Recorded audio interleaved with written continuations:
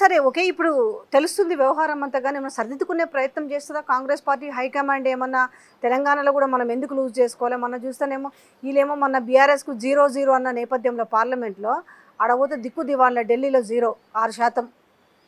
ఈయన ఎక్కడెక్కడ ప్రచారం పోయిందో అవి మొత్తం బిస్కెట్ అయిపోయింది. కాదట వెనకాలట ఇవన్నీ వీడియోలు, ఈ హైడ్రా ఉంటాయి కదా, ఈ హైడ్రా మూసివి మనం ఇవన్నీ షార్ట్స్ ఉన్నాయి కదా, ఇవన్నీ లక్షల కొద్ది వీడియోలు. ఈయన ఓంగ నేను వెనకాలనే మొత్తం అంతే ట్రావెల్ అవుతుంటాయట. ఓ నాయన ఇదేంది పోయి మేము గెలిపించి కూలగొట్టుడు ఎందుకు అనేసి ఈయన పోయిన దగ్గరల్లా మెయిన్ అదేనట. ఎక్కడెక్కడైతే పోయి రేవంత్ రెడ్డి ప్రచారం చేస్తారో ఆయన వెనకాల ఈ రీల్స్ షార్ట్స్ అన్ని కూడా పెద్ద ఎత్తున ట్రావెల్ అవుతుంటాయట, లక్షల వీడియోలు. అది మహారాష్ట్ర జరిగింది, హర్యానాలో జరిగింది, ఢిల్లీలో జరిగింది. హర్యానా అయితే నీట్గా కాంగ్రెస్ గెలిచిన సీట్ అనుకుంటారు. ముందు రోజు ఎలక్షన్, నేను ఢిల్లీ ఎలక్షన్ రోజు కూడా ఢిల్లీనే ఉన్నా. ఆ రోజు ఏ ఫోన్ చూడ హైడ్రానే ఇండ్లు కూడా కొట్టేది, మొత్తం నేకెడ్ హైట్స్తో చూసిన నేను ఎలక్షన్లు అవుతుంటే. మొత్తం ఏ మొబైల్ వాళ్ళు ఓటేస్లో చూస్తారు కదా, కరెక్ట్ పొద్దుగాలు వదులుతున్నారు. ఎలక్షన్ ప్రచారం బంద్ కాగానే ఇమ్మీడియట్గా రీల్స్ మొత్తం హైదరాబాద్ హైడ్రా ఎక్కువలో కొట్టుడు. రేపు కాంగ్రెస్ వస్తే గులగొడు వాడి మైండ్ అమ్మోని అమ్మ ఉన్నిల్లు పోతుంది, వీళ్ళు తగలేయా అని చెప్పేసి అక్కడికి అభద్రతా భావానికి వాళ్ళు అక్కడికి వచ్చేసింది అక్కడి వరకు. కాబట్టి ఈరోజు ఇక్కడ ఛాన్స్ లేదు, ఇక వెంటిలేటర్ కాదు. రేపు 10 సీట్లు వస్తే మహా 10-15 వస్తే మహా ఎక్కువ, 10-15 సీట్లు వస్తే మహా ఎక్కువ. అంటే అట్లానే ప్రతిపక్షం ఎవడు పడితే నిలబడితే గెలవరు. పాత దొంగలను తీసి కొత్త వాళ్ళు జర బుద్ధిమంతులు వస్తే నిలబడతారు. మళ్ళీ మేము వచ్చినాం, మళ్ళీ స్టూవర్ట్ బ్యాంక్ మేము దిగుతామని చెప్పేసి గతంలో ఉన్న దొంగలు దిగితే మళ్ళీ గది గట్టిన అవుతుంది. కమింగ్ బ్యాక్, ఏంది మరి మీది, మీరు నిలబడ్డారు, మీ అడుగులు ఎట్లా, ఎవరెవరి మధ్యలో పోటీ ఉండొచ్చు? వాళ్ళేమో నరేందర్ రెడ్డి కదా గ్రాడ్యుయేట్స్ ఎమ్మెల్సీకి నిలబెట్టింది నరేందర్ రెడ్డి, పొన్నం ప్రభాకర్ కూడా ఒక వ్యక్తి నిలబెట్టారని తెలుస్తుంది. అదేంది పార్టీ నుంచి ఒక నిర్ణయం తీసుకున్న తర్వాత మళ్ళీ పొన్నం ప్రభాకర్ నిలబెట్టడం ఇది నిజమా? అంటారు టికెట్ ట్రై చేసిండు, ఆయన కోచింగ్ సెంటర్ ఏదో ఉంది, అసిస్టెంట్ ప్రొఫెసర్గా పనిచేసిండ్రు. ఈరోజు నాకు ఎవరితో నాకే నేను మీ వెనక ఎవరు ఉన్నారు? బీఆర్ఎస్ ఉందా? కేటీఆర్ ఉన్నాడా? హరీష్ రావు ఉన్నాడా?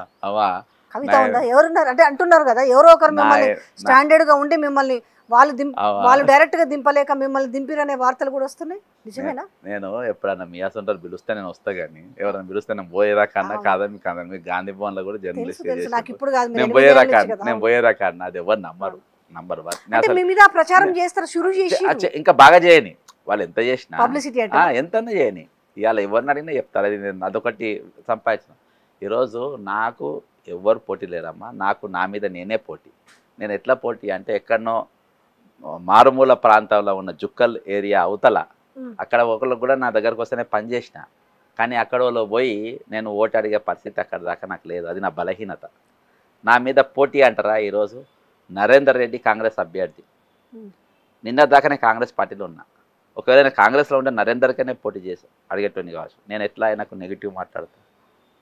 సెకండ్ ఆడ మన హరికృష్ణ పోటీ చేసిండు, నేను నామినేషన్ వేస్తే నా దగ్గరికి వచ్చిండు హరికృష్ణ. అదే మీరు చెప్తుంది కదా పొన్నం ప్రభాకర్, నా దగ్గరకు వచ్చి అన్న సపోర్ట్ నాకు చేయాలి అన్నాడు. అరే మా మనుషులు ఆల్రెడీ జగిత్యాలు ఉన్నారంట, కలుసుమన్నారు, పోయి కలువు అబ్బా అని చెప్పి నేను చెప్పిన. రిసీవ్ నేను ఎక్కడ మాట్లాడతా, డిఎస్పీ గంగాధర్ ఉన్నాడు నిజామాబాద్కి, ఆయన ఎస్ఐ చేసిండు, సిఐ చేసిండు, డిఎస్పీ చేసిండు. నేను ఎట్లా అంటే మాట్లా ముస్తాక్ అలీ ఉన్నాడు, వీళ్ళందరూ కూడా మీరేం హామీ ఇస్తున్నారు అంటే? గతంలో ఆయన ఏదో హామీ ఇచ్చిన, ఆయన తట్టబుట్ట సర్దుకొని పోయి ఎడ కూర్చున్నాడు, బీసీలని మాట్లాడుతున్నాడు మల్లయ్య, మీ భాషలో మల్లయ్య. ఏంటి మిమ్మల్ని మీకు ఓటేయాలంటే మీరు ఏమి వాళ్ళకు హామీ ఇస్తున్నారు? అమ్మ మెయిన్గా నేను హామీ ఏమి ఇయ్యా, నేనేమో అద్భుతాలు చేయ. ఈరోజు ఇంతకుముందు జనాభా లెక్క చెప్పిన దాని గురించి పెద్దల సభలు జరగాల్సిన చర్చ నంబర్ 1 జరగలేదు. రెండవ చర్చ నిరుద్యోగుల గురించి, ఒక ఉద్యోగాలే కాదు, ఈరోజు స్వయం ఉపాధి తరపున వాళ్లకు అవకాశాలు ఉన్నాయి, వాటి తరపున కూడా పరిశీలించే బాధ్యత మా పైన ఉన్నది. ఈరోజు 40 లక్షల మంది నిరుద్యోగులు ఏవైతే వాళ్ళకు వెన్నుముక్క. వచ్చే రోజులల్లో అంటే నేను ఒక ఫోన్ కొట్టినా, నేను మీ అటోని అడిగినా, నేను ఒక ఎస్ఎంఎస్ పెట్టినా, నేను ఎలక్షన్ నిలబడ్డా అని నా గూగుల్ పే నమ్మినా, అమ్మ 10 కోట్లకు తక్కువ రాదు, ఛాలెంజ్ చేస్తున్నా. ఒక ఫోన్ నేను మెసేజ్ వదిలితే అవన్నీ కూడా నేను ఎందుకు వద్ద అంటున్నాను, రేపు ఈ వనరులు లేని వాళ్ళు కూడా రాజకీయాలు రావాలనేది నా ఆలోచన. నాకున్న స్పాన్ ఆఫ్ లైఫ్లో రేపు కొత్త వాళ్ళు రాజకీయాలు రావాలి, ఆర్థికంగా లేనోళ్ళు, నాయకత్వ లక్షణాలు ఉన్నోళ్ళు, గలాలు ఉన్నోళ్ళు, ప్రజా సమస్యలు వినేటోళ్ళు, వీళ్ళు చట్టసభల్లో పోయే పరిస్థితి వాతావరణం క్రియేట్ చేయాలి. అది నేనే ఎందుకు కాకూడదు అనేది నా ప్రయత్నం. కాబట్టి దీన్ని ఉత్తర తెలంగాణ వాసులు తీస్తారనుకుంటారు. ఎందుకంటే ఒరిజినల్గా తిరగబడ్డ జిల్లాలు కాబట్టి, కొట్లాడిన జిల్లాలు కానీ ఈరోజు ఈయన అనుకుంటున్న భూస్వాములు కాదు, ఒరిజినల్ అదే గుట్టలల్లో, అదే కరీంనగర్ గుట్టలల్లో చనిపోయినటువంటి వ్యక్తులు నేను చెప్తున్నా. రెడ్డి సామాజిక వర్గం అమ్మా గెలుస్తారా? అమ్మా నేను చెప్తున్నా 3 లక్షల ఓట్లు, 4 జిల్లాలు, 499 బూతులు.